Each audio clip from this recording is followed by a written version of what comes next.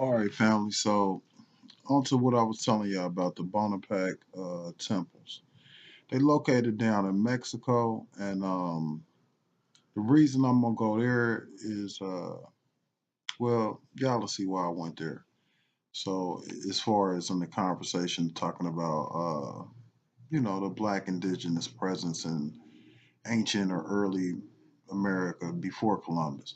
And let me say this too. One reason that conversation is important. Hmm, is because the history that we've been told is not only been told, of course, by the victors, but it's done or told with the intentions of keeping those that they control under control, psychologically, physically, whatever. And so to tell individuals that the reason that you are on this landmass is due to us and there's no history of you being here, it just helps reinforce that narrative of slave and master. So, I think it's important to dispel that because, you already know, I mean, everything they pretty much done promoted and teach in school is the opposite of what it really is. So, all right, anyway, on to the Bonaparte murals. I wanted to present some information where, okay, I can go to some accounts, dig into some books, but as well as I wanted to, kind of get some archaeology and look at it from that perspective as well. So, going to the Bonaparte temples, in these temples, and I'm gonna put a little video so it'll be damn near like a little walkthrough or something, so y'all can kind of see it. But in these temples, they painted up with the people that you know resided there. So anyway, the reason for this timeline is just to like I said, it's important as far as dates and getting the context of what's going on because when the conversation does come up, it's they always kind of post 16, 1700s, and I want to go a little bit before that. So all right, so 15, 1400s, as y'all can kind of see on this little timeline. During that time, all the way back to like 800, excuse me, 800 AD, this site, as they say, was abandoned. So now, up until that point, from 300 BC, I guess up until 800 AD, it was kind of occupied. So, all right, checking into that real quick. Now, 800, 900, that may have been about the latest, kind of at the end. Kind of, and just, a little context, just kind of, I think Mansa Musa made his pilgrimage like in 920, 925 or something like that. So, maybe about 100 years before that. Um, Occurrence with Mansa Musa. So, all right. Anyway, family. Inside of these rooms, they estimate it was painted around 800 AD. Now, the reason I wanted to go here is because I wanted to, kind of see how the people depicted themselves, and then just present that information, and then y'all go ahead.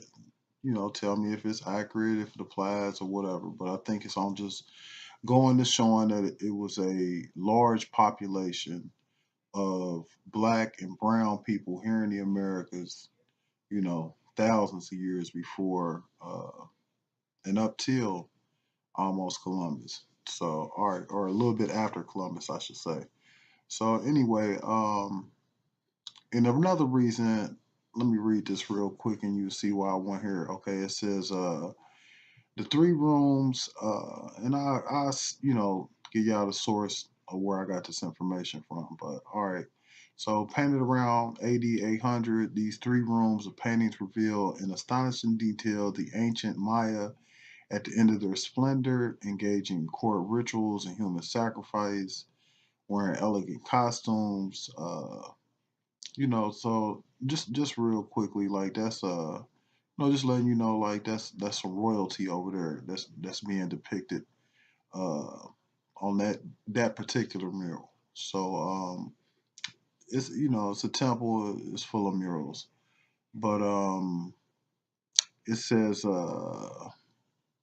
it's a point that I just wanted y'all to peep, and I hope I can find it real quick. But anyway, it just goes into kind of telling what's what is contained within that temple and kind of what the murals depicted. But one thing I wanted to also point out with those murals is notice the range of colors. Like we got red, blues, aquas, golds, whites, browns.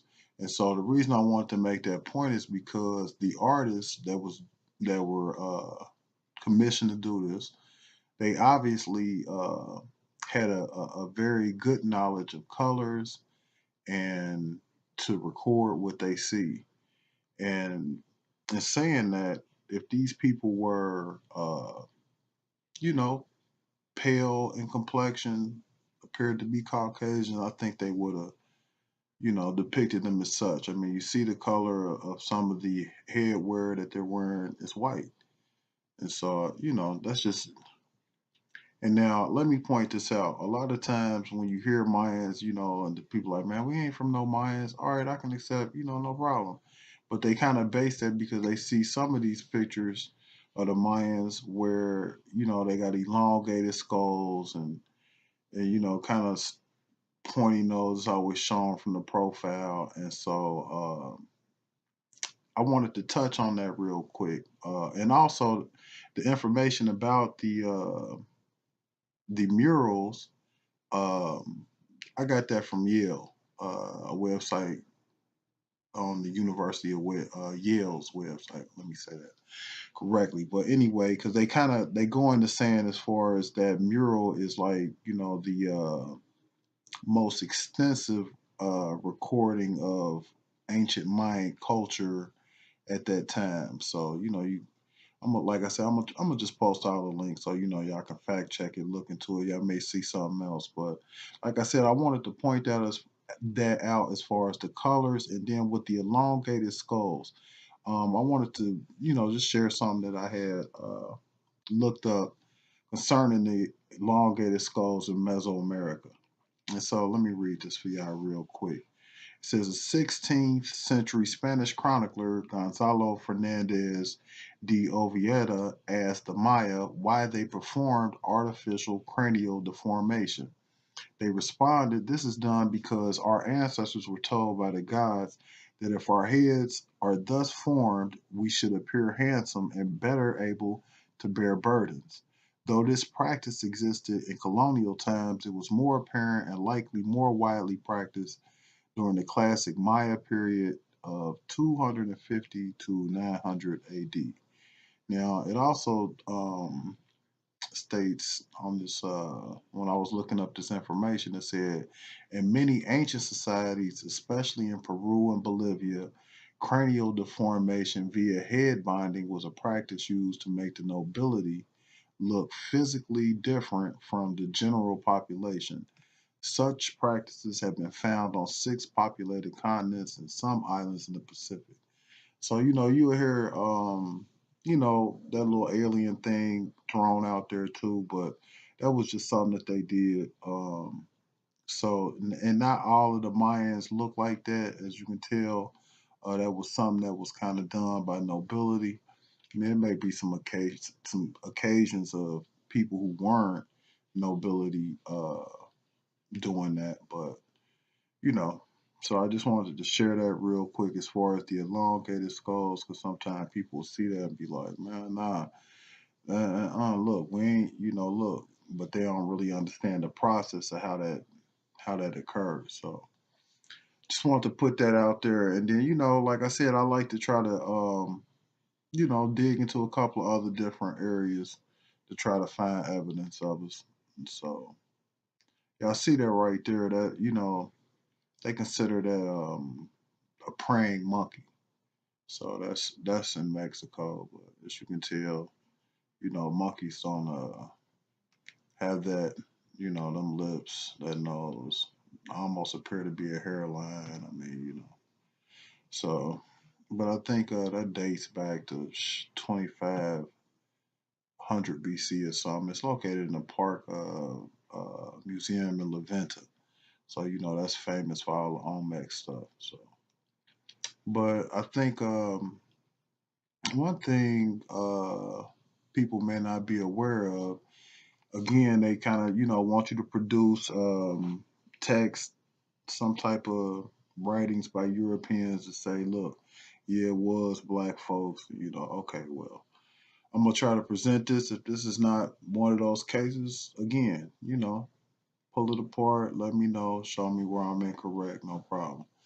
But I want to take y'all to the Codex Selden, and this was found, I think. Well, no, it was written around the 1500s. So again, this is 50 years or so after Columbus came across the Atlantic. So, all right. Anyway, this let me just scoot up on it real quick, and I'll try to make sure if it's not showing. But what I want you to notice in this, and then I'm gonna go back to it. But this guy right here.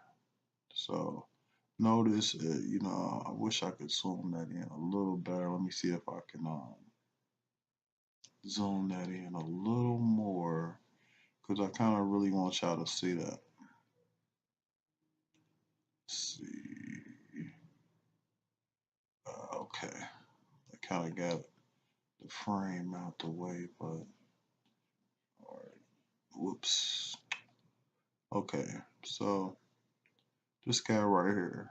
And you'll see a couple other individuals kind of throughout, but this is the one I really want to point out. But all right, anyway, it's also known as the Codex Inuit. Is a palimpsest. And palimpsest, I may be pronouncing that wrong, excuse me. But it's basically, I'm going to just read it, an older document that has been covered up and reused to make the manuscript that is currently visible. So if you was able to, go and erase some of these images on this, you would probably be able to see some older, lighter images. So, but all right, y'all see that. You can go through it. I'm gonna post a link. But anyway, all right.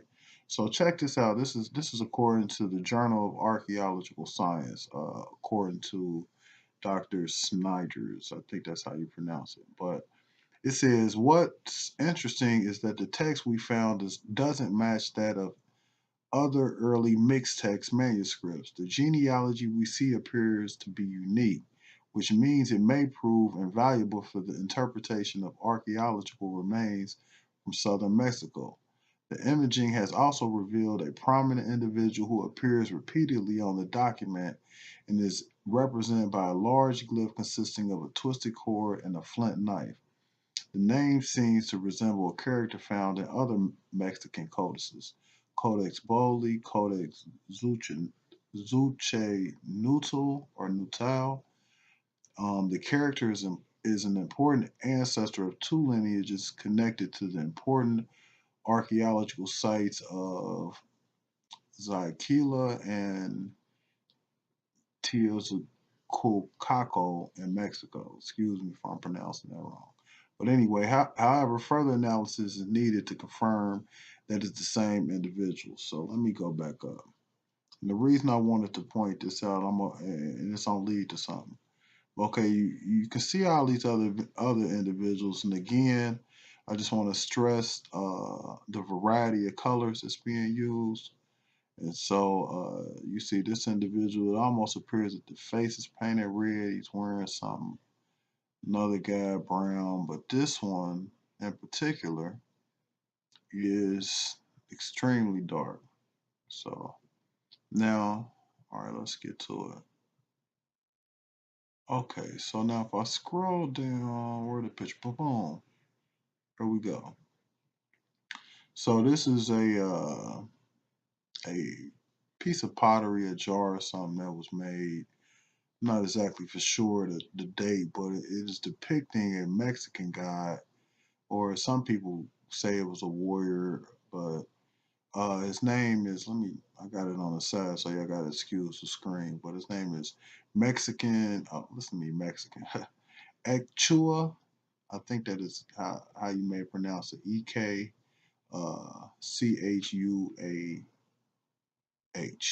So take a quick look at him. So now also again, the variety of colors, the choice of colors, um, and I believe this is that individual that was on that previous codex, but he kind of shows up a lot here and there. But some people say, it's one of those black guys in Mexico or whatever. But just pointing out that again, black and brown folks were in the Americas, you know, in large numbers before Columbus hit. So I'm gonna leave that there. I got. Let me see. Matter of fact, I wonder. I'm gonna come back to the five Mohawk chiefs. Let me see what else I got on decks. Well, the Codex Mendoza, another one of those documents that was produced. This is 1542. So y'all know that's like what's that? 50 years or so after Columbus left. And so on this codex is again the variety of colors. Y'all see that the choice that they decided to use. It's pretty apparent. I mean, we got whites and greens. This document, it's like again, I'll attach the link. Y'all can fact check me. But notice though, in the leopard skins, no, and now I think this would be described as pale. These individuals here, um, who are either being arrested or about to be beheaded. So I kind of thought too, for those that kind of know some of that African history, it kind of reminded me of the expulsion of the Hyksos. Um, but anyway, so you see how they depict it. So I'm gonna put together the little information on this. I'm gonna save him too. But this guy, I think he's another intricate character. But anyway, the point is that I'm making, when you check these old documents that you know exist, that's not taught, shown in school, you'll start seeing things that's like, well, why would these individuals depict themselves as dark and the people that they are grabbing by the hair as pale? I mean, if that wasn't the case.